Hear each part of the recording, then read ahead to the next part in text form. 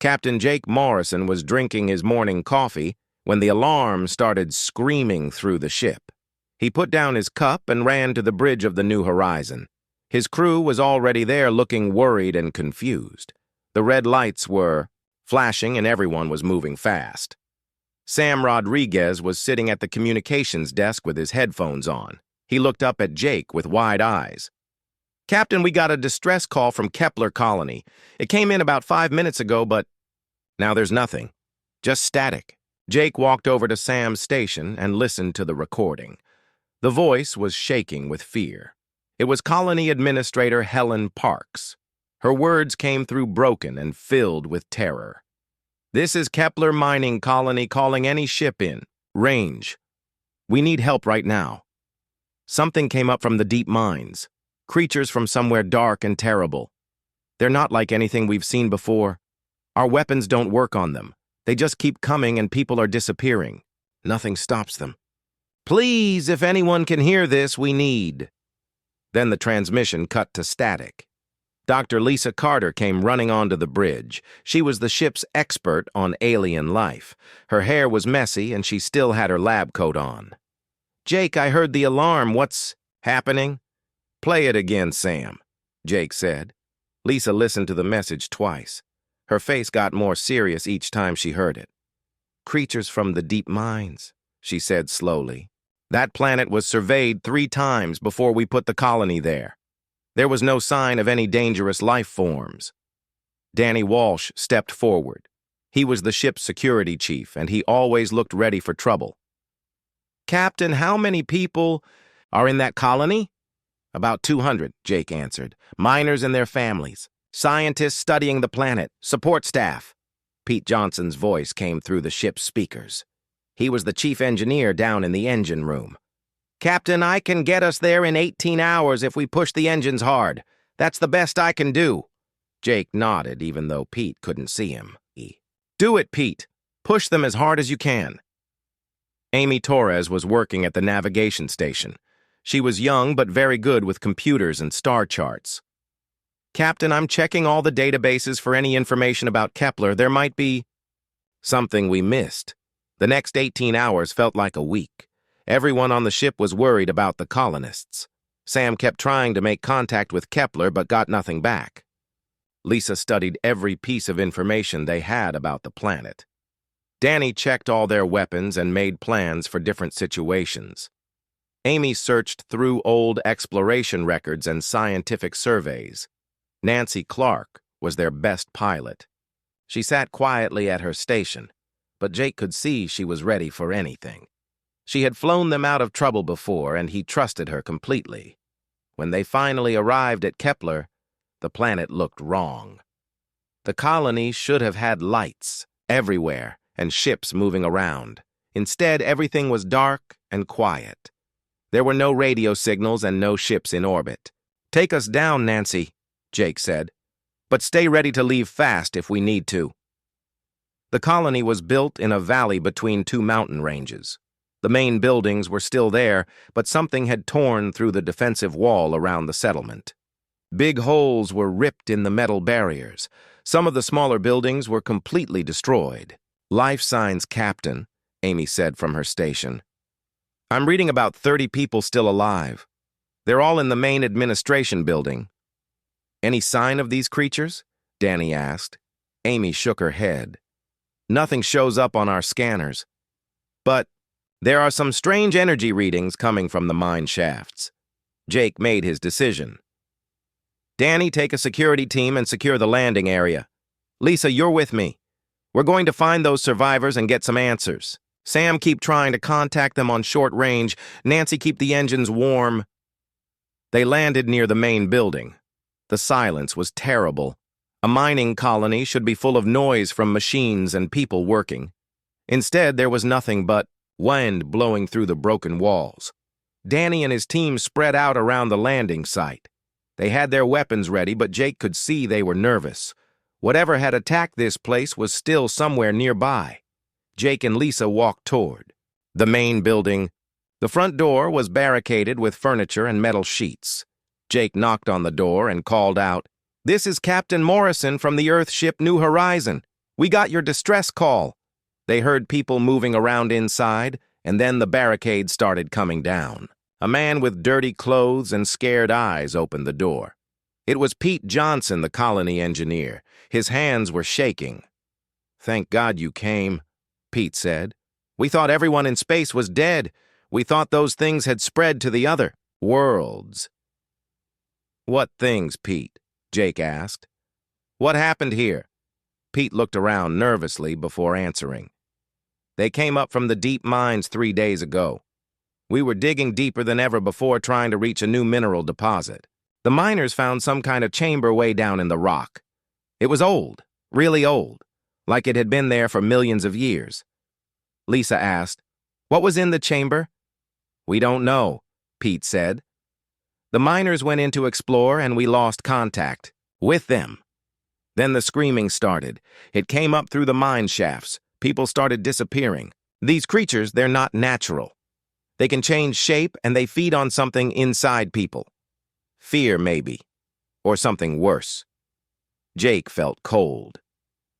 "Where are the other survivors?" Pete led them inside the building. About 25 people were, huddled in the main room. Men, women, and children, all looking terrified. They had been living on emergency rations and hadn't slept properly in days. "The creatures come at night mostly," Pete continued, "but sometimes during the day, too. They take people one by one. We tried to fight them, but our weapons don't hurt them. They just laugh and keep coming." Lisa was taking notes on her tablet. "Can you describe them?" "That's the problem," said a woman Jake recognized as Dr. Sarah Mitchell, the colony's geologist. "They look different to everyone, like they know what scares you most and become that thing." Jake felt something cold crawl up his spine. These weren't just alien predators. They were something much worse, something that understood fear and used it as a weapon. Outside the building, Danny's voice came through Jake's communicator. "Captain, we've got movement near the mine entrances. Something's coming up from underground." Jake looked at the scared faces around him and made another decision. "We're getting everyone off this planet, now." The evacuation would have to wait. As Jake spoke into his communicator, more reports came in from Danny's security team. The creatures were coming up from multiple mine shafts all around the colony. There was no way to get everyone to the ship safely. Lisa was studying the data on her tablet while Pete explained more about what happened. The first miner who came back from the deep chamber was Tom Bradley, but he wasn't really Tom anymore. He looked like Tom and sounded like Tom, but something was different about his eyes. They were empty and hungry. Dr. Sarah Mitchell nodded. Tom walked into the mess hall during dinner and just stood there staring at people. Then Martha Stevens started screaming. She said Tom looked like her dead husband who died in a mining accident 5 years ago. But the rest of us still saw Tom. "That's when we knew something was very wrong," Pete continued. "More miners came back from the deep chamber, but they weren't really the same people. They would look at someone, and that person would see their worst fear instead of their friend or co-worker." Lisa looked up from her tablet. "These creatures are empathic parasites. They can read minds and project images directly into people's brains. That's why weapons don't work on them. You're not fighting the real creature, you're fighting what it wants you to see." Jake's communicator crackled with Danny's voice. "Captain, they're surrounding the building. I count at least 15 shapes moving in the shadows. But they look different. To each of my men, William sees giant spiders, Jackson sees his old drill sergeant. They're waiting for something." "Waiting for what?" Jake asked. Amy's voice came through from the ship. "Captain, I found something in the old survey records. This planet was explored 70 years ago by a Centauri expedition. They found signs of an ancient civilization but left quickly. Their final report just says, 'Recommend permanent quarantine,' with no explanation." Jake looked at the frightened colonists. Children were crying, and adults were holding each other tight. "Lisa, can you figure out how to fight these things?" "I need to study them first," Lisa said. "Pete, can you show me where the creatures first appeared?" Pete shook his head hard. "I'm not going anywhere near those mine shafts. That's where they're strongest." Then bring me everything you have about the deep chamber. Geological surveys, mineral samples, video recordings, anything. While Lisa worked, Jake organized the defense of the building. Danny's team had set up a perimeter outside, but Jake could see they were getting nervous. Fighting an enemy you couldn't see properly was hard on anyone's mind. Sam had managed to get the building's communication system working. His voice echoed through the rooms. "Captain, I'm picking up some kind of signal from the mine shafts. It's not radio or any normal transmission. It's almost like music, but wrong somehow." Lisa looked up from Pete's geological data. "That's how they communicate and how they coordinate their attacks. Jake, these creatures are incredibly old. The rock formations around the chamber date back over 2 million years. 2 million years, Jake repeated. They've been sleeping down there for 2 million years. Not just sleeping, Lisa said. Waiting. Pete, did your miners find any other chambers in the area? Pete thought for a moment. We found traces of similar structures all over this part of the planet. We thought they were natural cave formations. Amy's voice came through the communicator again.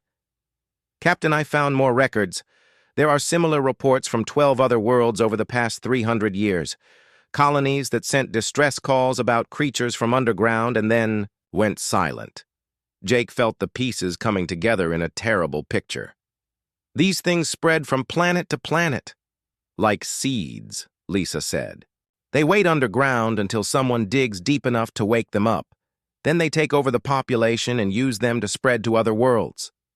Dr. Sarah Mitchell had been listening to their conversation. That's not exactly right. They don't take over people. They break them down from the inside. People just give up hope and waste away. The creatures feed on despair and terror. But some of you survived, Jake pointed out. How? Pete smiled for the first time since they'd arrived. We stuck together. When someone started seeing things, the rest of us would remind them what was real. We told jokes and shared good memories. It seemed to make the creatures angry. Lisa was writing notes quickly. Fascinating. They need negative emotions to feed, but positive emotions might actually hurt them. Danny's voice came through the communicator with more urgency. Captain, they're testing our defenses. 2 of my men fired at shapes moving in the shadows, but the shots went right through them. Whatever these things are, they're not fully physical. They exist partly in our minds, Lisa explained. That's why they look different to everyone. The physical form is just a projection. Jake was thinking fast. They couldn't run, and they couldn't fight these creatures with normal weapons. But maybe Lisa was right about positive emotions being a defense. Pete, gather everyone in the main room. I want everyone together. As the survivors crowded into the central area, Jake explained what they'd learned. These creatures feed on fear and despair. They get stronger when we're afraid and separated from each other. So we're going to do the opposite. A young woman named Carol spoke up. How do we stop being afraid when there are monsters trying to eat us? Jake smiled. We don't stop being afraid. Fear is natural and sometimes it keeps us alive. But we don't let the fear control us. Lisa added, the creatures need us to feel hopeless. As long as we have hope and stay connected to each other, we're fighting back. Outside the building, the strange music from the mine shafts was getting louder. The creatures were getting ready for their main attack. But inside the building, something unexpected was happening. People were talking to each other instead of sitting in silence. Children were being comforted by adults who weren't their parents. Pete was telling a funny story about a mining accident that ended well instead of badly. Dr. Sarah Mitchell looked out the window at the shapes moving in the darkness. I can see them more clearly now. They're not as scary when we're all together like this. Nancy's voice came through from the ship. Captain, the energy readings from the mines are changing. Whatever those things are doing down there, it's different. Now, Jake nodded. The creatures had expected the humans to break down like every other species they'd encountered. But humans were different. They could be afraid and hopeful at the same time. They could face terrible things and still find reasons to smile. Danny, bring your team inside, Jake ordered. We're going to make our stand here together. Danny and his security team came inside just as the real attack began. The walls of the building started to shake and strange sounds came from everywhere at once. It sounded like voices calling for help mixed with terrible laughter and the screaming of metal being torn apart. The lights went out and emergency power kicked in, casting everything in a dim red glow. Through the windows, they could see shapes moving closer to the building. But each person saw something different in those shadows. Jake saw himself standing outside looking in. But this other Jake had failed at everything. He had lost his crew and let innocent people die because he made wrong choices. The fake Jake was pointing at him and laughing about all his mistakes. Lisa saw her worst fear too. She was in her lab, but all her research was wrong. Every conclusion she'd ever reached was false, and people had died because she gave bad information. The creature wearing her face was holding up test results that proved she was a fraud. Danny saw his old unit from the war, soldiers he'd served, with who had died in a battle where he survived. They were standing in the shadows asking him why he lived when they died, why he got to go home when they stayed in the ground forever. Sam was seeing the cramped maintenance tunnel where he'd been, trapped as a child during a station malfunction. The walls were closing in and there was no air, and no one could hear him calling for help. But something strange happened that the creatures didn't expect. Instead of breaking down, the humans started talking to each other. "Jake," Lisa called out. "Remember the Titan Station rescue? You saved 300 people that day. You make good choices." Jake blinked, and the fake version of himself outside became less solid. "Thanks, Lisa. And you figured out the poison in the water system on Mars Colony. Your research saved thousands of lives." Danny was breathing hard, but he managed to speak. "Those soldiers outside, they're not real. My unit knew the risks when we signed up. We all did our duty." Sam was shaking, but Pete put a hand on his shoulder. "I was trapped in a cave-in once too, Sam. Scary as hell, but we got through it. People who care about us will always find us." The creatures outside the windows became confused. Their projections were getting weaker because the humans weren't feeding them the fear and despair they needed. Instead, the humans were supporting each other and remembering good things instead of bad ones. Carol, the young woman who had spoken earlier, looked out the window at a shape that looked like her abusive father. "You can't hurt me anymore," she said quietly. "I have friends now, and they won't let you." The shape outside flickered and became less frightening. Amy's voice came through the communicator from the ship. "Captain, the energy readings are going crazy. The creatures are using more power, but they're getting weaker results." Jake realized what was happening. They're not used to resistance. Every other species they encountered probably broke down quickly. They don't know how to handle prey that fights back with hope instead of despair. One of the colonists, an older man named Frank, started telling a joke he'd heard the week before the attack. It wasn't a very good joke, but people laughed anyway. The laughter seemed to make the shadows outside pull back from the building. "Tell another one, Frank," Pete encouraged him. Frank told an even worse joke and got more laughs. The sound of human. Laughter was something the ancient creatures had never heard before. It confused and weakened them. Lisa was studying the creatures' behavior through the windows. "Jake, I think they're powered by negative emotions. Happy emotions might actually be like poison to them." A little girl named Emma had been crying since the attack started, but now she looked up at the adults around her. "Are the monsters scared of us laughing?" "I think they might be, Emma," Jake said gently. "What makes you laugh?" Emma thought for a moment. "My daddy used to make funny faces." She scrunched up her nose and crossed her eyes. Several people smiled despite their fear. Sarah Mitchell picked up on the idea. "When I was little, my grandmother used to sing silly songs when I was scared." She started humming an old children's song and other people joined in. The creatures outside were becoming more desperate. They pressed against the windows and walls trying to get inside where they could feed properly. But every time they tried to project fear into someone's mind, the humans around that person would offer comfort and support. Nancy called from the ship. "Captain, they're retreating from the building, moving back toward the mine shafts." They need to regroup, Lisa realized. This isn't working the way it's supposed to for them. But Jake knew the creatures would be back. They were ancient and patient, and they had conquered many worlds. We can't stay here forever. We need a permanent solution. Danny was checking his weapons, even though they were useless against these enemies. What if we went on the offensive, took the fight to them instead of waiting here? With what? Pete asked. Our guns don't work on them. Maybe our guns don't, Lisa said slowly. But we do. They need negative emotions to survive. What if we flooded their lair with positive emotions instead? Jake looked around at the group of survivors. They were tired and scared, but they were still holding together, still supporting each other, still finding reasons to hope and even laugh in the face of ancient terror. You mean go down into the mines, Sam said, where they're strongest. Where they think they're strongest, Jake corrected.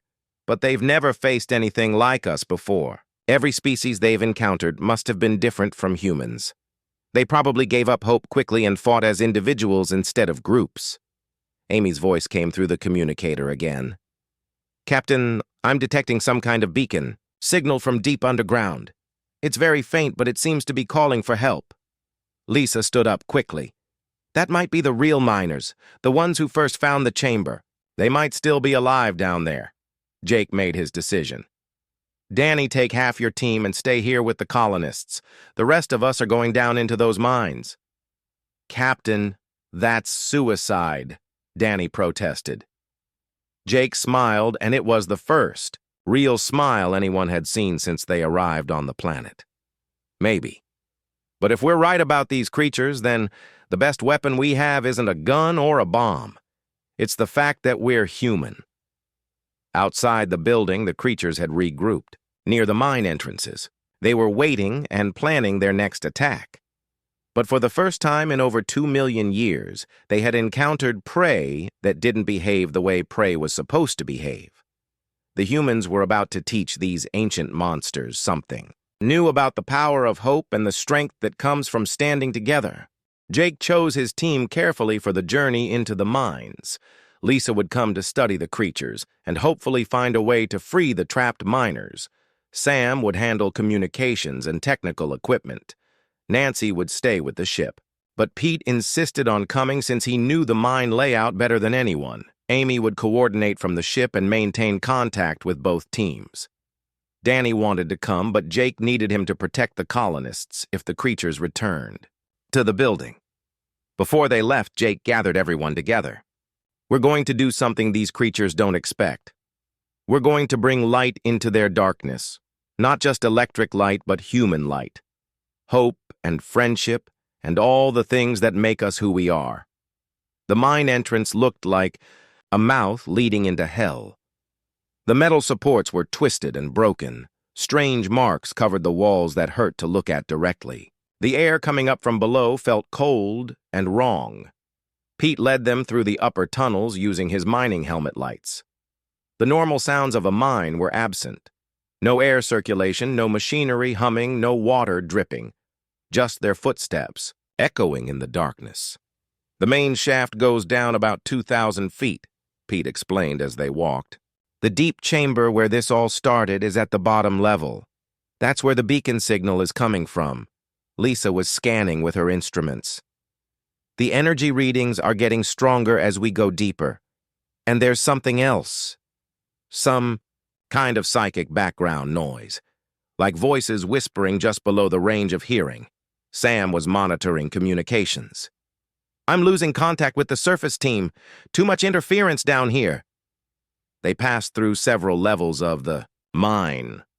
Each one felt more oppressive than the last. The creatures were watching them, but not attacking yet. Shadows moved in the tunnels behind them.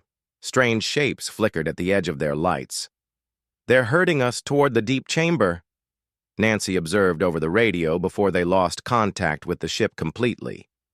Good, Jake said. That's where we want to go anyway. As they descended further, the projections became stronger. Each person started seeing things that weren't there. But they had learned from the attack on the building. Instead of letting fear control them, They talked to each other constantly. "Pete, tell us about your family," Jake said when he saw Pete starting to look at shadows with too much fear. Pete smiled and his fear lessened. "My wife, Maria, makes the best apple pie in 3 solar systems. My son, Billy, wants to be a starship engineer like his old man. My daughter, Sophie, collects rocks from every planet we visit." The shadows around Pete became less threatening as he talked about the people he loved. Lisa started seeing her old professor who had told her she wasn't smart enough for advanced research, but instead of letting the false image hurt her, she began explaining her real discoveries out loud. The parasitic organisms of Vega 7 actually help their host species survive radiation. The symbiosis benefits both creatures. Sam was seeing the walls of the tunnel closing in, but he focused on Pete's voice and his breathing exercises. 4 counts in, 4 counts, hold 4 counts out, just like Mom taught me. They reached the bottom level of the mine after what felt like hours. The beacon signal was much stronger here. Through a damaged wall, they could see into the ancient chamber the miners had discovered. The chamber was huge and carved from solid rock millions of years ago. Strange symbols covered the walls that seemed to move when you weren't looking directly at them. In the center of the chamber was a deep pit that glowed with sickly light. Around the edges of the chamber, they found the missing miners, 23 people sitting against the walls with their eyes closed. They were alive, but barely. The creatures had been feeding on them slowly to make the fear last longer.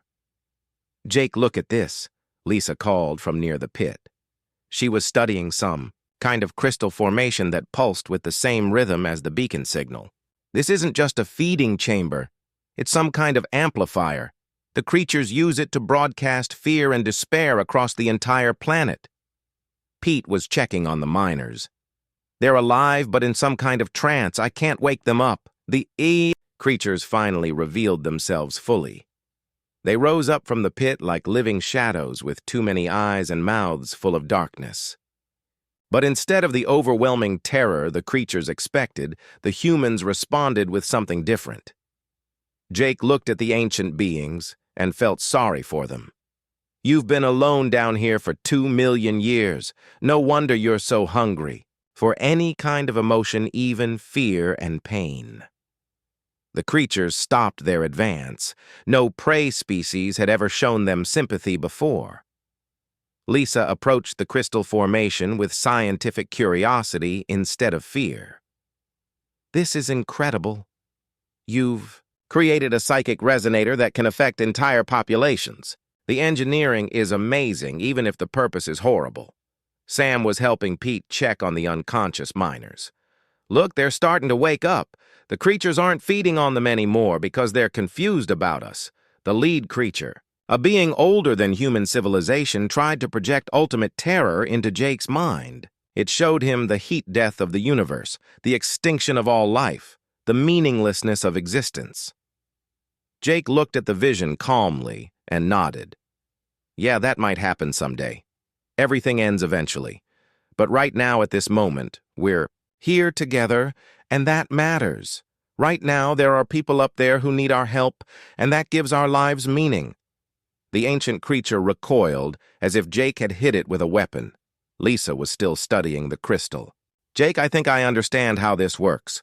The crystal amplifies emotional energy and broadcasts it. They've been using it to spread despair, but what if we used it to spread something else instead?" Pete had gotten several miners awake. They were weak, but they were starting to remember who they were. "The scary things in my head are going away," one of them said. "Why?" "Because you're not alone anymore," Jake told him. "We came to bring you home." The creatures were becoming frantic. Their feeding ground was being polluted with emotions they couldn't digest. Hope and compassion and human warmth were poisoning their ancient hunger. Jake stood in the center of the chamber and spoke to his team and the rescued miners. "Everyone, think about the people you love. Think about the good things in your life. Think about hope for tomorrow." The crystal began to pulse with a different kind of light. Instead of the sickly glow of despair, it began to shine with something warmer. The feeling spread up through the mine shafts toward the surface. Amy's voice crackled through on the communicator as they got closer to the surface. "Captain, whatever you're doing down there, it's working. The creatures around the building are retreating. They look like they're in pain." The ancient beings in the chamber were writhing and shrinking. They couldn't feed on positive emotions, and the crystal was now broadcasting hope instead of despair across the entire planet. But Jake realized this was only a temporary victory. The creatures were ancient and patient. They would wait and try again later. The rescue of the miners was only the beginning. Jake knew that driving the creatures back temporarily wouldn't solve the real problem. These ancient beings had been spreading across the galaxy for millions of years, destroying civilizations and consuming entire worlds. Someone had to make them stop permanently. As they helped the weak miners back to the surface, Jake was thinking about what Lisa had discovered. The crystal amplifier could broadcast emotions across vast distances. If they could modify it properly, they might be able to send a message that would reach far beyond this one planet. The creatures had retreated deep into the pit, but they weren't gone. Jake could feel them watching and waiting. They were confused and angry, but not defeated. In their ancient minds, they were simply facing a new type of prey that required a different hunting strategy. Lisa was still studying her readings from the crystal formation. "Jake, the energy patterns suggest this isn't the only amplifier. There are similar structures on dozens of worlds across this sector of the galaxy. They're all connected in some kind of network." "A communication system," Sam realized. "They use it to coordinate their attacks across multiple star systems." Pete was helping one of the rescued miners named Tom Bradley walk toward the exit. Tom kept looking back toward the chamber with haunted eyes. "Captain, those things, they showed me things from my past. Mistakes I made, people I hurt. But down here with all of you talking and helping, it wasn't as bad." "Why?" Jake put a hand on Tom's shoulder. "Because you're not your mistakes, Tom. You're also all the good things you've done and the people who care about you. The creatures only see the dark parts because that's all they can feed on." When they reached the surface, Amy was waiting with good news. "Captain, the creatures have pulled back from the entire colony area. Whatever you did down there, it worked." Danny and his security team had secured the landing zone. The colonists were being loaded onto the New Horizon for evacuation. But Jake knew running away wouldn't solve anything. The creatures would just wait until new colonists arrived or spread to another world. Lisa, how long would it take to modify the crystal to broadcast a different kind of message? Lisa thought for a moment. "If we could get back down there, maybe 6 hours. But Jake, what kind of message would stop creatures that have been conquering worlds for millions of years?" Jake looked up at the stars visible in the planet's sky. Somewhere out there were other worlds with other colonies, other families and children who might face these same creatures someday. A message they've never heard before. The one message that no prey species has ever been able to send them. The return trip to the chamber was more dangerous. The creatures knew what the humans were trying to do now, and they fought back harder.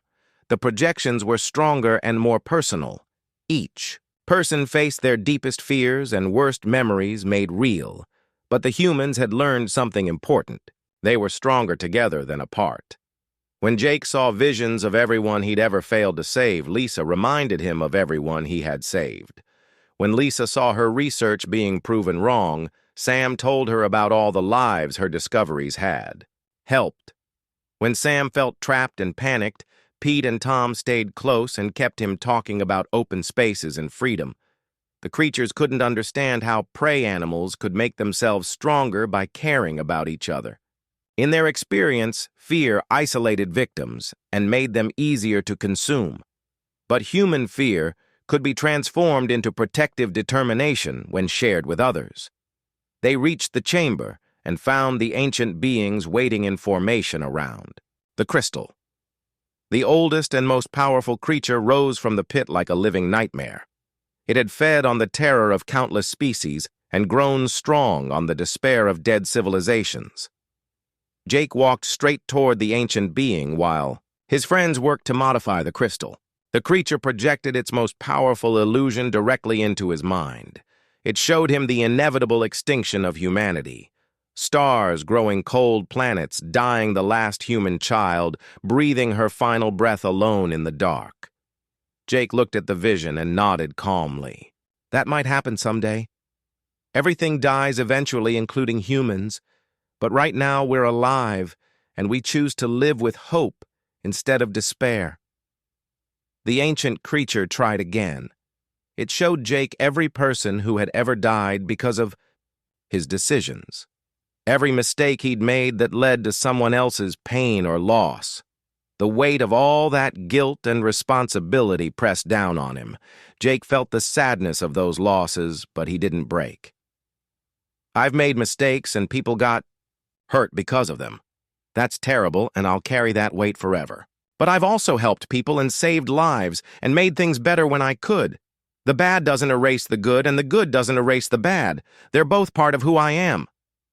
Behind him, Lisa called out, "Jake, the crystal is ready, but we need someone to make direct contact with it to send the message through their network." Jake walked to the crystal and placed his hand on its surface. The connection was immediate and overwhelming. He could feel the presence of the creatures on dozens of worlds, ancient minds full of hunger and malice spread across the galaxy like a web of darkness. But Jake didn't send them fear or anger or hatred. Instead, he sent them something they had never experienced in millions of years of existence. He sent them understanding and compassion. Through the crystal network, Jake spoke. "To every creature on every world, we know what you are. Ancient beings who have been alone for so long that you've forgotten anything exists except hunger and fear. You consume other species because you think that's all there is. But you're wrong. The creatures across the galaxy stopped their hunting and listened to something impossible. Prey was speaking to them as equals. We humans know about being afraid and alone and hungry for connection. But we've learned something you haven't. Fear doesn't have to control us. Loneliness doesn't have to define us. There are other ways to exist." Jake sent them memories through the crystal. Humans helping each other during disasters, parents comforting frightened children, friends supporting each other through difficult times, scientists working together to solve problems, artists creating beauty from pain. You don't have to stay hungry and alone. You don't have to keep consuming other species. There's another way to live if you want to learn it. The ancient creature in the chamber was shaking. In millions of years, no prey had ever offered it anything except terror and despair. The concept of choosing a different way of existence was completely alien to its nature.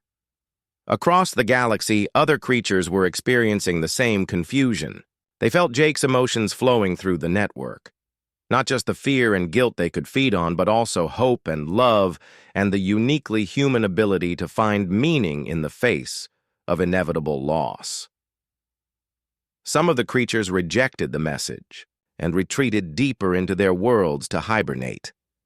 But others paused, and for the first time in eons began to wonder if there might be another way to exist. The ancient being in the chamber looked at Jake with eyes that had seen the rise and fall of civilizations. Slowly it began to sink back into the pit, not in defeat, but in contemplation. Jake removed his hand from the crystal and turned to his friends. "It's done. Some of them will keep hunting, but others might choose differently. That's all we can do. Offer them a choice." As they left the chamber, Jake looked back once at the ancient crystal. It was still glowing, but with a different light now. Instead of broadcasting despair across the galaxy, it was sending something new, a message of hope, from one species to another. The evacuation of Kepler Colony was completed without further attacks. As the New Horizon left orbit, Jake sent a final transmission to Earth Command. "Colony rescue successful. Threat contained but not eliminated. Recommend monitoring deep mining operations on all frontier worlds. Also recommend new first contact. Protocols. Sometimes the best weapon against the dark isn't a gun or a bomb. Sometimes it's just a human smile and the willingness to offer hope even to monsters. In the depths of space, Ancient beings felt something they had never experienced before. The possibility that existence could be about more than just hunger and fear. Not all of them would choose this new path, but for the first time in millions of years, some of them began to dream about what it might be like to be less alone.